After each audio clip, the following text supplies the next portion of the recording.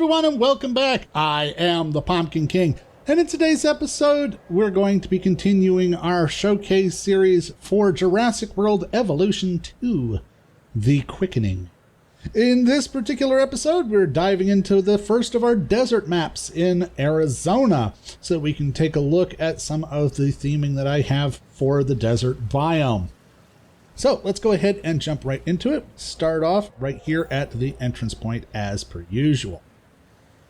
I love the idea of having these canopies on the entrance point. Now, my thinking for Arizona is, one, it's super hot. It's a desert, you know?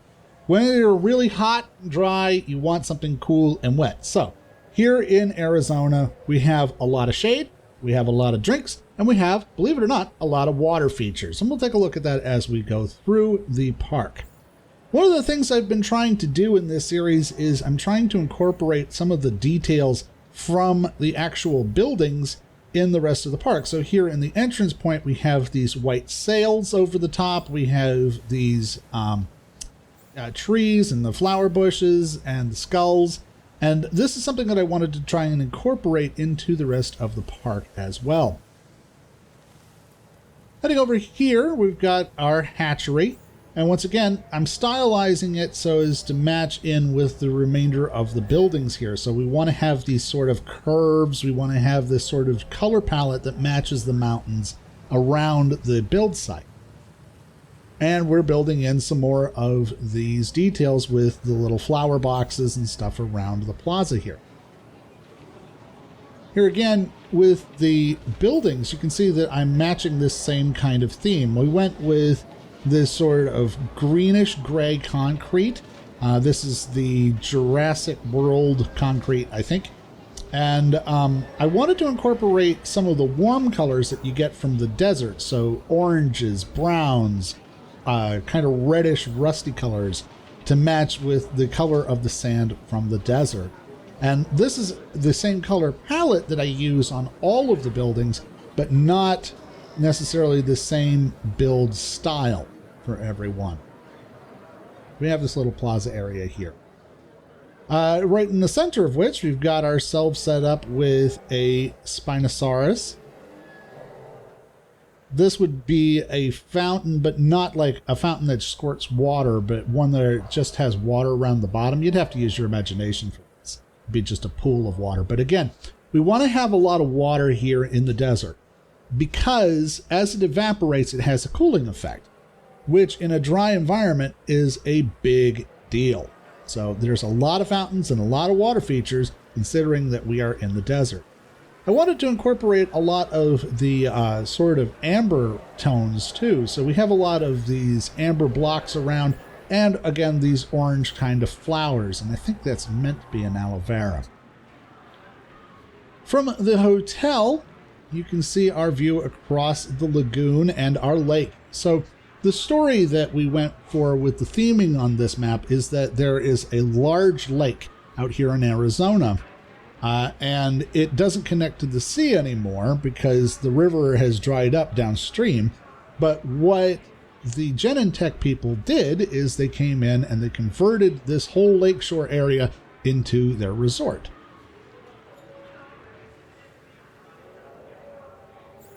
Here again, with the emergency shelters, you see I'm going with the Jurassic World emergency shelter because it's got that white kind of sail over the top that matches the entrance point over there. We always want to be thinking about theming everywhere we go. We have this fountain here, and all of these fountains not only provide a cooling effect, but also help to prevent algae growth on the lake because by aerating the lake, you can actually keep the algae from growing. Let's go ahead and jump into this observation deck here, and you can see what we're working with in terms of the entire island. So down this way, where that arroyo is, that's where the river would flow out of the lake, and it dries up before it reaches the sea. But here we have the lake itself, and it is being made into this enclosure for these marine reptiles. We have the lake portions over there that are part of the exhibits, And we wanted to take advantage of this natural kind of depression that we have here in the landscape, because this is where water would settle naturally anyway. So I think that for the storytelling purposes, this is a really good starting point. So we zoom on over to the left. Once again, theming, always theming. So we have here, this is the marine hatchery for the marine reptiles. And I wanted to theme it so that we have these concrete slabs that match the rest of the building. And the color scheme kind of matches what we're working with in the desert. And the fences too. I went with the DFW fences because they have these gold accent pieces that match the rest of the theming here in the park. Now over on our right, of course, we have our first dinosaur exhibit. These are Corinthiosaurus inside here. Now Corinthiosaurus in here are all themed. Once again, theming, always theming. These have the same kind of color schemes as the rest of the desert environment. And I really wanted to try and make that a going forward idea where every part of this park feeds into every other part.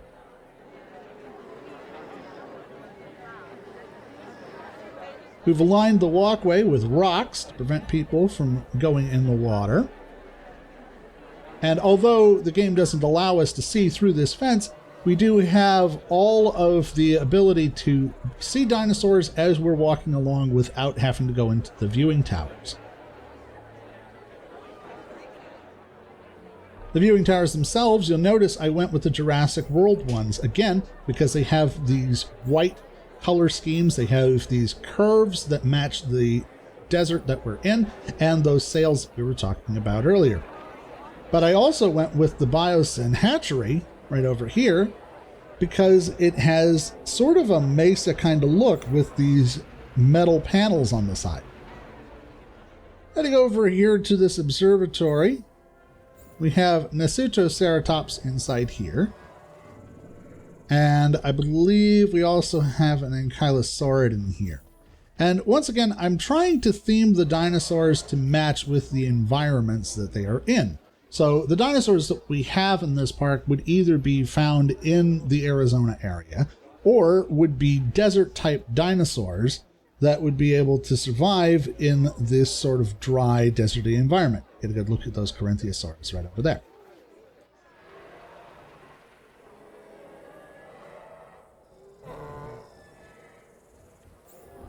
We have the Nasutoceratops from Texas. And we also, I'm thinking we have an Ankylosaurid in here. We'll have to check when we do the sky view, but I'm pretty sure we do. Across the way, I don't like to use these more big metal fences. For this, I like it because it gives extra shade, but we have Allosaurus inside here, which is an animal that would have been perfectly comfortable in the desert. We're using the DFW restrooms because they have that white and gold that we were trying to shoot for there. And we have, again, some more of these themed shops.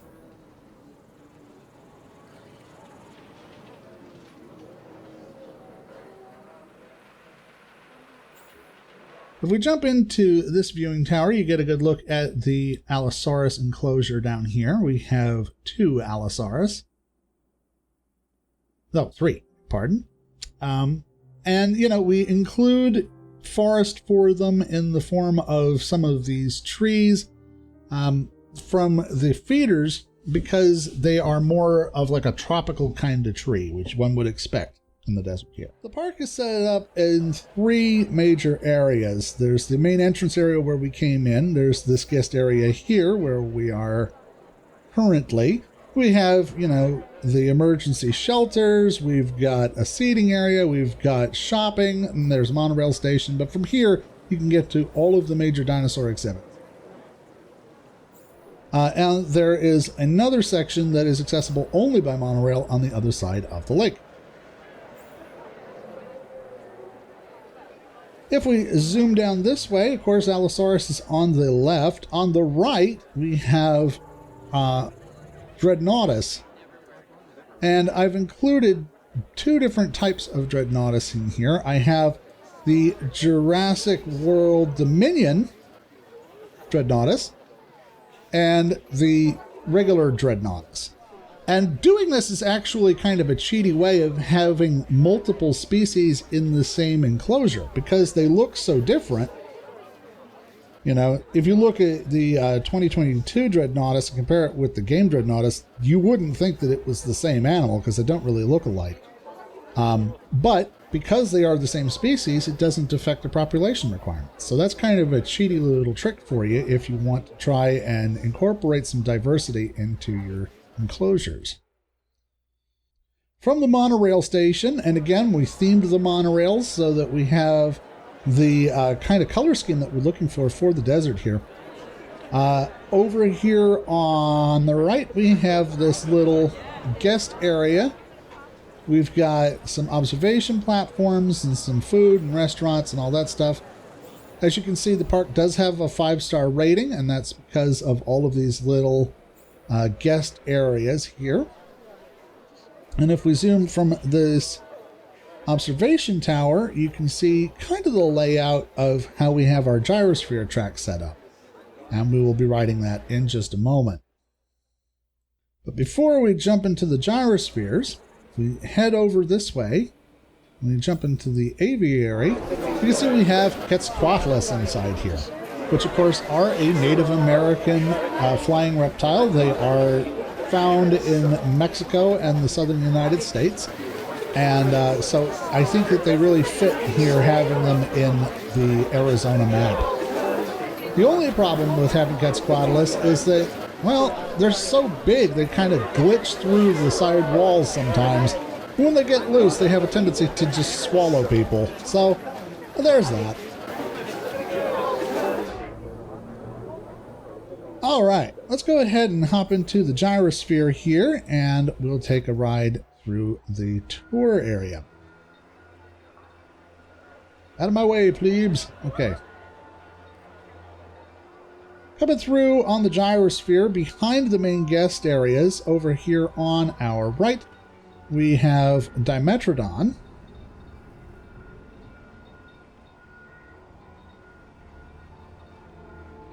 You can see we've got the desert Dimetrodon, and I've themed them, once again, so that they have similar color scheme to the desert we're working in here.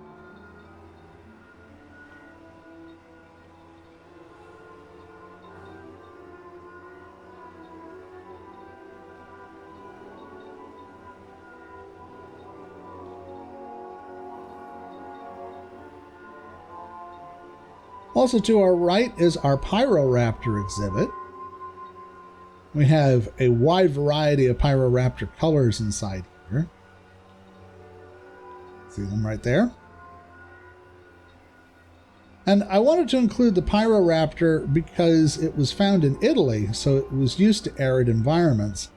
And although it was not a dinosaur from Arizona, it probably would be okay in modern-day Arizona.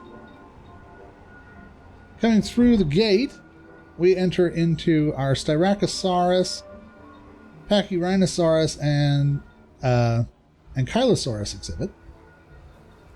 The Ankylosaurs have the color scheme that gives them kind of blue coloration.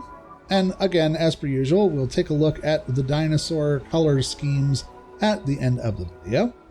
But I do also have a Bumpy in here, to simulate that the dinosaurs have different developmental stages.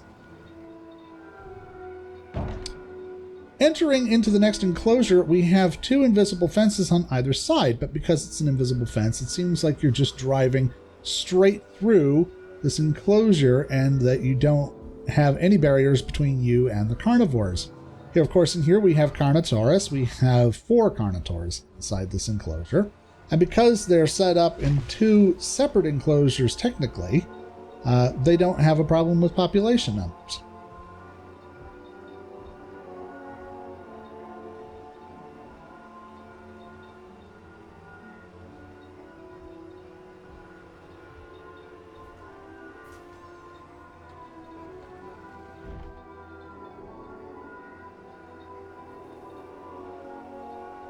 Since the sun's setting rapidly in the desert, we're going to jump straight into the aviary, bypass this area.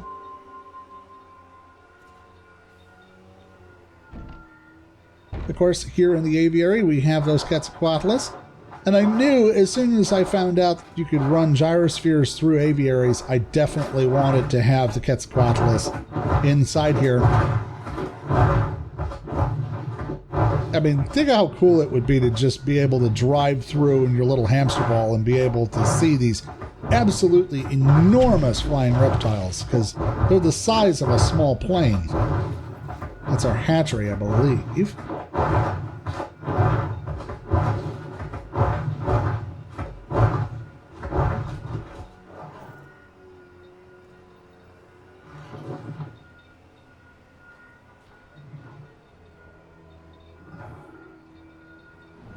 And that is our gyrosphere tour. So, let's go ahead and speed on out of there. And we'll hop on the monorail and head over to the other side of the lagoon.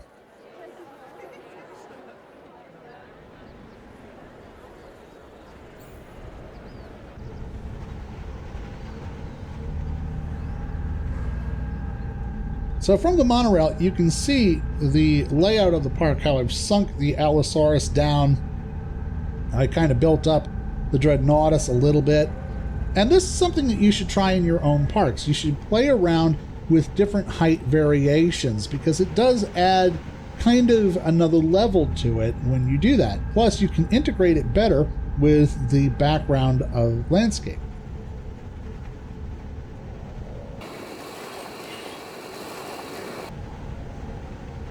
Yeah, I had a Euoplocephalus in with the Triceratops. That's what that means.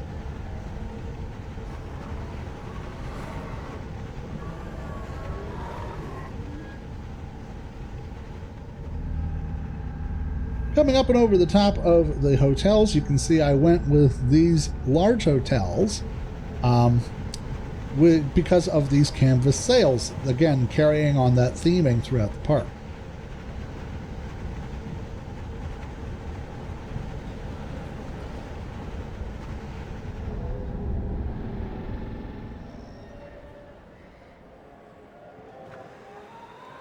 That's a Mosasaur in the lagoon there.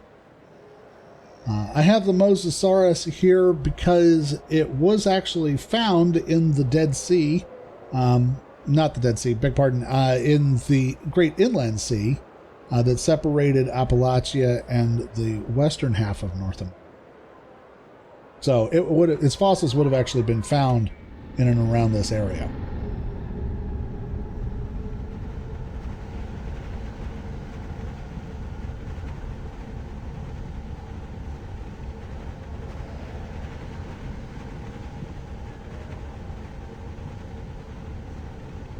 I went with a lot of these fancy pads specifically because here in the desert you have these red kind of colors, and I really wanted to bring this into every aspect of the park. All right, let's get out of here. Zoom. And if we go on over here, we'll go into the viewing gallery for the Mosasaurus. We probably won't see anything, but we might get lucky and see it pop out of the water and take the shark. I have two sharks, of course. And the Mosasaurus is a perfect addition to this park because there's no way that it can escape. You know, if it gets out of its enclosure... let's go down. Let's go down. If it actually gets out of the enclosure for any reason... Hey, look, we can actually see it. And there it goes. Mosasaurus, everybody. Glad you paid the extra $1,000 for the guided tour. Anyway, what I was saying is that if it ever manages to get out of the enclosure like it does in Jurassic World, it doesn't have anywhere to go. It doesn't end up in the ocean. It doesn't affect the ecosystem. It can't leave the lake.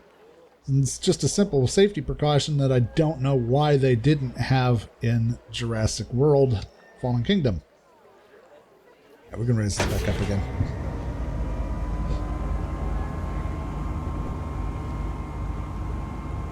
In an attempt to lure the Mosasaurus over, I do have the shark feeders right next to the viewing galleries, or at least within easy range of the viewing galleries.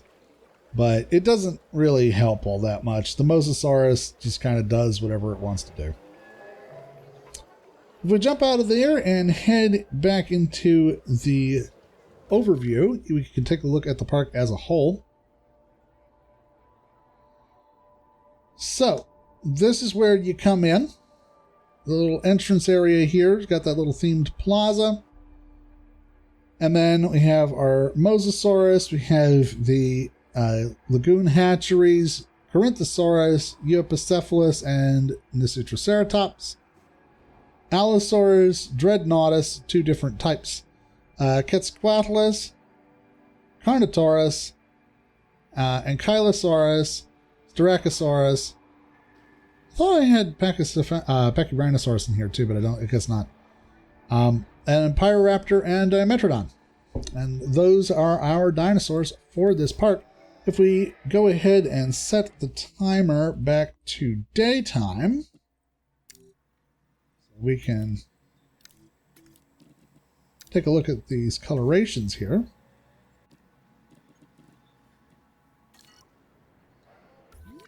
Let's take a look at our dinosaurs. So here with the Euoplocephalus, I have this kind of silver color, reflecting the silver of the desert. And we'll just do a quick showcase of the dinosaur colors.